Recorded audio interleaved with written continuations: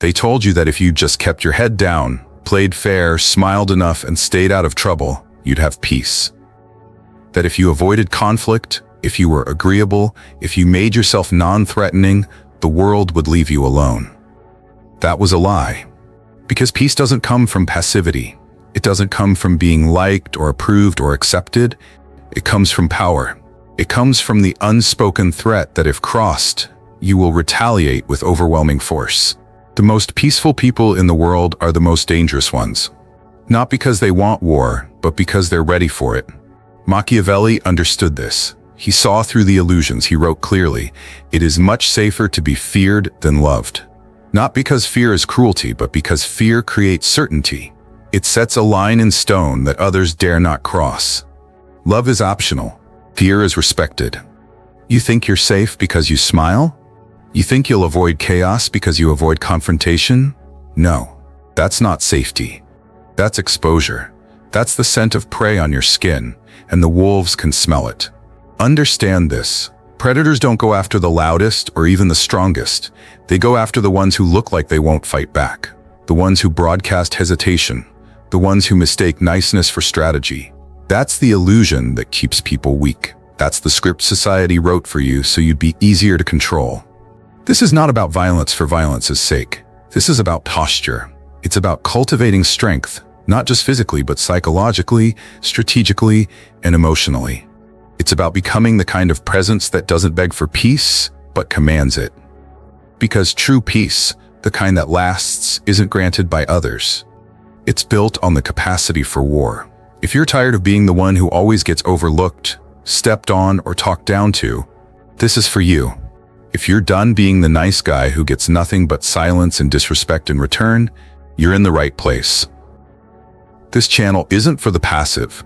It isn't for the comfortable. It's for those who are ready to rebuild from the inside out, ruthless in clarity, sharp in thought, and cold in execution. We don't deal in motivation here. We deal in transformation. If you're serious about reclaiming control, about mastering power, about becoming a man no one dares to manipulate, subscribe now. Not for entertainment, not for hype, but because you're done being weak, done being prey, and ready to become the storm. Peace is maintained by fear, not love. We've been lied to about peace. They told us that peace comes from being nice, from being liked, from avoiding conflict, apologizing often, and never stepping on toes. But Machiavelli didn't fall for that illusion, and neither should you. In The Prince, he made it brutally clear. It is much safer to be feared than loved. Why? Because love is fickle. It's based on emotion. It changes with mood, with rumor, with convenience. Fear, on the other hand, fear is stable. Fear plants itself in the mind and stays. Fear is respected when love is not. Fear protects when love evaporates. Every man who ever built an empire understood this truth. Julius Caesar was beloved by many, but the moment his popularity threatened the Senate, they stabbed him to death in broad daylight. On the other hand, Genghis Khan inspired terror. No one dared betray him without thinking long and hard about the consequences. His peace was built not on affection, but on the certainty of retaliation. That is the harsh reality. If people believe there will be no price to pay for crossing you, they will cross you. If your peace is built on kindness and compromise, it will collapse the moment someone decides they want more than you're willing to give. Softness invites tests. A man who cannot say no is a man who will be tested until he breaks. A nation that preaches tolerance without strength invites chaos at its borders. A leader who seeks to be loved rather than respected will always face rebellion, because familiarity breeds contempt and weakness breeds boldness in your enemies. Now understand this, fear doesn't mean cruelty. You don't have to yell, threaten, or posture. True fear comes from certainty. Certainty that you will act when tested. Certainty that you won't bend, won't fold, won't tolerate disrespect. That's what makes someone dangerous, not aggression, but calm, measured consequences. In relationships, at work, in business, this principle holds. The people who enjoy the most peace are the ones others are afraid to disturb. They don't need to fight. Their reputation fights for them. They don't need to shout. Their silence is enough. They don't need to draw the sword, because everyone knows they've sharpened it in advance. When you're feared, people think twice before trying you. And that hesitation, that mental pause, is the seed of peace. It's what stops manipulative bosses from exploiting you. It's what makes jealous rivals back down. It's what tells the world, I am not the one. Peace, then, is not the absence of conflict. It's the mastery of potential conflict. It's the man who walks into a room and says nothing, but everyone senses, this one won't go quietly. It's the nation that speaks softly, but everyone remembers what happened the last time someone tried to invade. It's the father, the leader, the builder, who doesn't need to raise his voice, because his strength is already known. That's how you keep peace. Not by being liked, but by being respected. Not by being agreeable, but by being ready. Because when you're ready for war, peace follows naturally. But when you chase peace at the cost of your power, war comes knocking, and it comes for everything you've built. Once you understand that peace is maintained by fear, not love, you begin to see the world differently. You realize that you're being watched, not just casually, but constantly. Your enemies, your rivals, even your so-called allies, they are watching you. They're looking for openings, tells, cracks in your posture. Not everyone who smiles at you is a friend. Not everyone who shakes your hand wants to see you win. Some are simply waiting, watching, testing. Because before anyone makes a move against you, they first study the terrain. And you are the terrain. They want to know, will he retaliate if pushed? Will he speak up if disrespected? Will he draw a line or fold under pressure? And here's the uncomfortable truth. They don't test you with obvious attacks. They test you with subtleties. A backhanded compliment, a delayed payment, a missed invitation, a small public slight. They want to see, what will he tolerate? Because whatever you tolerate becomes the standard. This is the psychology of deterrence. The more weakness you show, the more you invite the next attack. But the moment people believe that crossing you will cost them, everything changes. They stop testing. They stop scheming. They think twice before using your name in vain. You don't need to be paranoid. You need to be disciplined. Because the people around you, consciously or unconsciously, are always looking for the limit of your self-respect. That's why your posture matters. Your tone matters. Your silence matters. A man who won't defend his boundaries has none. A man who lets small things slide will soon face bigger ones. And a man who excuses disrespect under the name of peace will one day find himself surrounded by enemies who no longer even pretend to hide their contempt. This applies in war, but it applies even more in everyday life. At work, the moment you allow someone to take credit for your work, they will do it again. In business, the moment you allow someone to delay payment without consequence, you teach them that your time is negotiable. In relationships, the moment you stay silent when you're disrespected, you give permission for that disrespect to escalate. Weakness is a signal, and predators are built to respond to signals. This is nature. Wolves do not chase the strongest deer. They chase the one that limps. It's not personal. It's instinct. So ask yourself, what are you signaling? Are you showing strength or broadcasting vulnerability? Are your boundaries enforced or just spoken? Do people really know that testing you is dangerous? Because power is not just about action. It's about perception. And perception becomes reality in the minds of your adversaries. The most powerful people in the world don't need to prove their strength every day. They just never allow weakness to be their brand. They move with quiet confidence. They enforce boundaries silently. They show consequences without emotional chaos. Because when your enemies believe you are unbreakable, they'll spend more time avoiding you than attacking you. And that's the real win. Let the world test someone else. Let the manipulators pick a different victim. Let the cowards seek easier prey. But as for you, you show no weakness. You show clarity. You show boundaries. You show power, held in reserve, but always within reach. Because the wolves are always watching, and the only peace they respect is the peace guarded by sharp teeth and cold eyes. Once you understand that predators are always watching, the next lie you must dismantle is this: that being nice will protect you. Society has spent decades brainwashing men, especially men, to believe that the path to peace is paved with politeness. Be agreeable, be pleasant, be liked. Don't raise your voice, don't challenge authority, don't draw hard lines. But here's the truth they never told you. The cult of niceness is not built on strength, it's built on fear. Fear of confrontation or of being disliked, fear of standing alone. And that fear is exactly what manipulators, abusers, and opportunists look for. Because niceness without strength behind it isn't virtue. It's camouflage for submission. You've met these people before. The ones who smile at everyone, apologize for everything, agree with anything. They confuse politeness with power. They believe if they're nice enough, the world will treat them fairly. But fairness is not granted, it's enforced. And niceness is not a shield, it's bait. It tells the world, you don't have to respect me, I won't resist. It signals that you are more interested in being liked than being respected. Let's get this straight. There's nothing wrong with being kind. Kindness with power behind it is noble. But niceness without power? That's how you get used, sidelined, and quietly dominated by people who don't care how nice you are. They only care how useful you are and how much they can get away with. In the real world, the overly nice get taken advantage of. In business, they get underpaid. In relationships, they get walked on. In politics, they get ignored. Because they've been taught to be pleasant instead of powerful. And here's the worst part. Many people stay in that loop because they fear the alternative. They think that stepping out of the nice guy role means becoming cruel, angry, or aggressive. But that's a false dichotomy.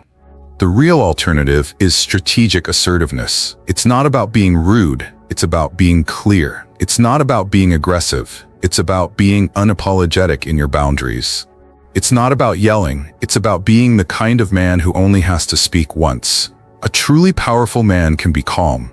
He doesn't need to posture. He doesn't need to raise his voice. His presence alone communicates that this is someone who knows who he is and knows exactly where the line is drawn. And if you cross that line, he won't lose his temper. He'll just act.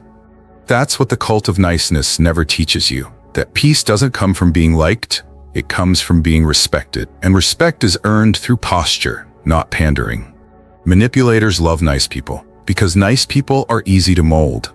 They can be guilted, gaslighted, and guilt-tripped into doing things they'd never do if they had a backbone. Nice people bend so others won't feel uncomfortable.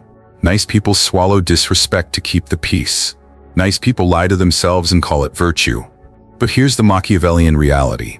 True peace requires confrontation. Not chaos, not rage, not drama. Just the quiet willingness to say, no, that's not going to happen. And mean it. Because when you stand your ground, people recalibrate. When you stop apologizing for your standards, the manipulators move on. And when you abandon the cult of niceness, you finally reclaim your power.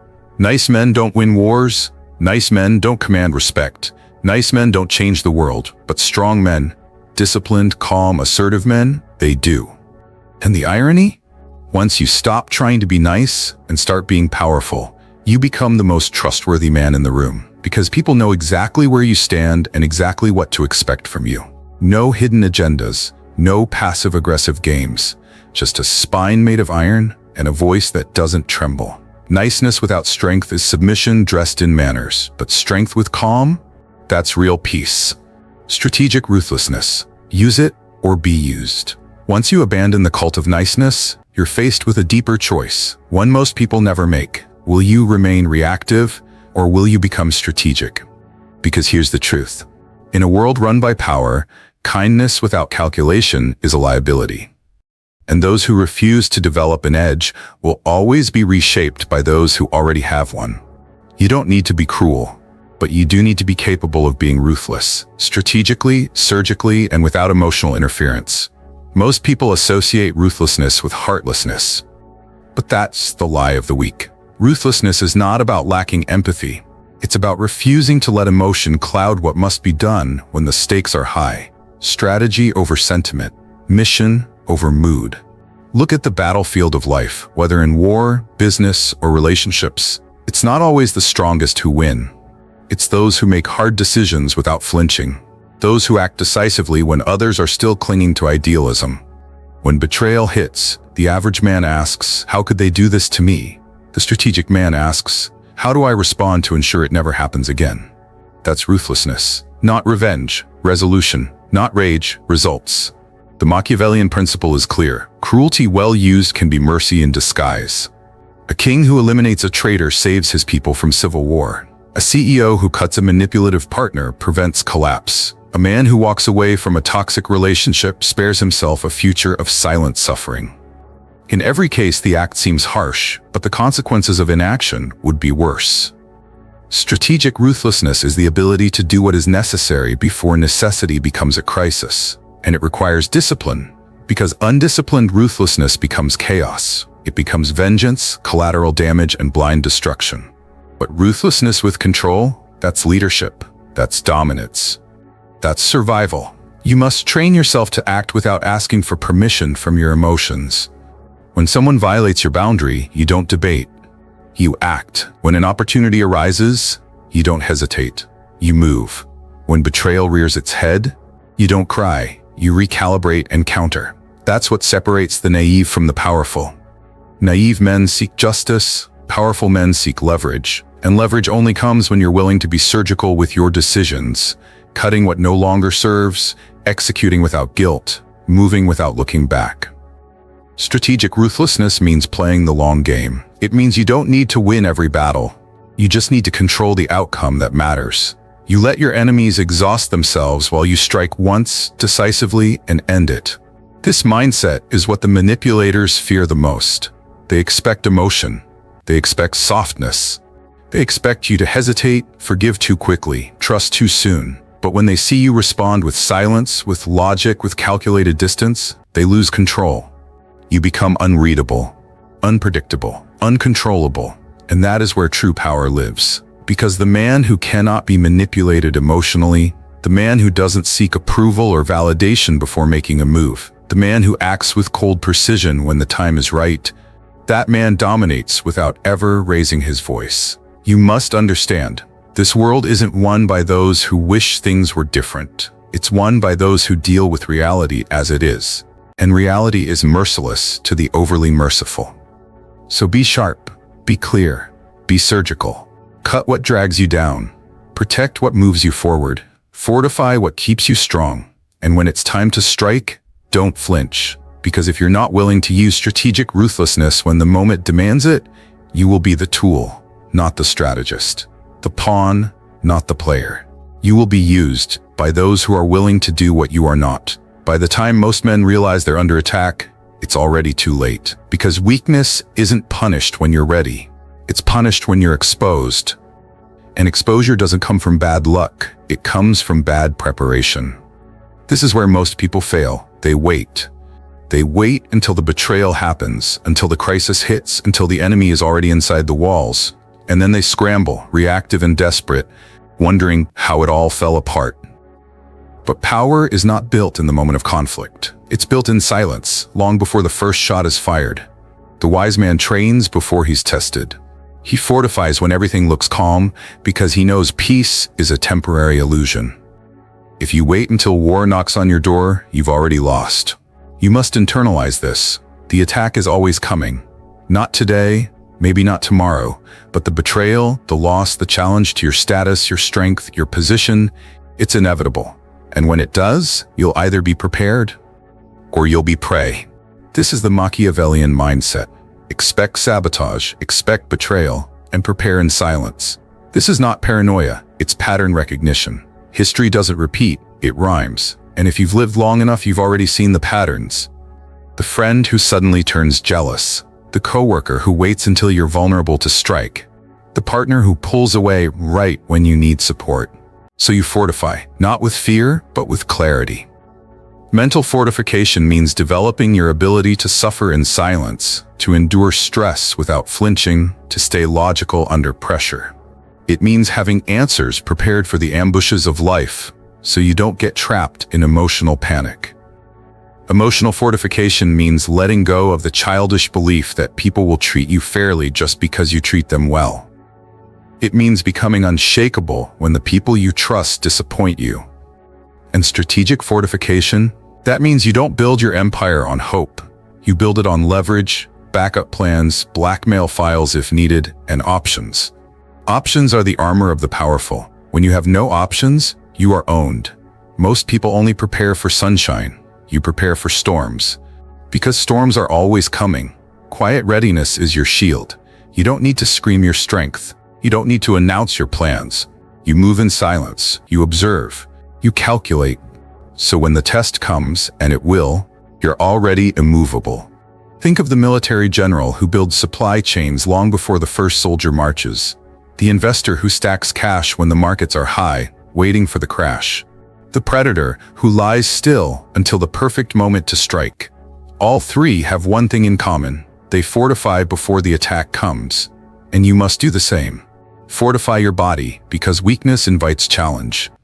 Fortify your mind, because a man who panics is a man who dies. Fortify your alliances, because no king survives alone. Let your enemies think you're just another quiet man. Let them see nothing but still waters, because the truly dangerous man doesn't bark. He waits, he listens, he prepares, and when the storm comes, he doesn't run. He becomes the storm. So ask yourself, are you reacting to life or preparing for it? Are you waiting for betrayal or planning your response before it even arrives? There is no safety in ignorance, no peace in passivity, no strength in denial. There is only power in preparation, only dominance in discipline, only peace through the quiet readiness of war. The war always starts in the mind, long before the first move is made. If you control the mind, you never need to draw the sword. This is the highest level of warfare, not brute force, not violence, but psychology, intimidation, manipulation, anticipation. The battlefield is not just physical, it's mental, emotional, and strategic. And if you want to win without bleeding, this is where you dominate. Because the truth is simple, people act based on what they think you're capable of. Not what you say, not what you promise, but what they believe you might do if pushed. And belief is everything. When they believe you're unshakable, they hesitate. When they believe you're unpredictable, they fear you. When they believe you see the move before it's made, they surrender before the fight begins. This is psychological warfare, and the most dangerous men master it. Silence is your first weapon. The undisciplined speak too much. They leak their intentions, their emotions, their vulnerabilities. But silence forces others to fill in the blanks, with fear, with projection, with doubt. The moment you stop explaining yourself, they start imagining the worst. Posture is your second weapon. Posture isn't just physical, it's how you carry your presence. It's the refusal to flinch, the way you hold eye contact without apology, the calm, measured tone that tells them, I'm not here to play. Most people walk into a room hoping to be liked. You walk in commanding respect, and unpredictability is your third weapon. Predictability breeds comfort. Comfort breeds control, for them. But when they can't read you, they can't predict you. And what they can't predict, they fear. Never show your full hand. Never react the way they expect. Never let them map your emotional patterns. Keep them unsure, off balance, questioning your next move. Because the confused opponent is the conquered opponent. This is how top military commanders win before the battle begins. Through deception, feints, psychological operations. They don't just attack, they unnerve. They don't just outgun, they outthink. And the same applies to life. In business, the calm negotiator wins. He lets the other party fumble with emotion while he watches, waits, calculates. In relationships, the man who doesn't over-pursue, who doesn't react with insecurity, holds the power. In leadership, the individual who carries quiet conviction, not desperate approval-seeking, commands true loyalty. Psychological warfare isn't about cruelty, it's about control. It's about knowing the mind is the control center of all behavior. And if you can control how others perceive you, you don't need to force them. They adjust themselves. Let them underestimate you at first. Let them think you're just another quiet face in the crowd. But then when it matters, reveal your leverage. Let your precision remind them you are always 10 steps ahead. Machiavelli understood this. He said it clearly. It is double the victory when you defeat an enemy who underestimated you. You win the war, not when you swing the sword, but when they drop theirs before the fight even starts. So study the psychological battlefield. Learn to read body language, to detect hidden motives, to spot emotional triggers. Learn the pauses between words, the twitch in the jaw, the eyes that avert too quickly. Because while most people are focused on what's said, the master strategist reads what's unsaid. And above all, become the man they can't figure out. When they don't know how far you'll go, they'll never dare to push you there. That's how wars are won, without bloodshed. That's how peace is kept without compromise. And that's how power is maintained without a single raised voice.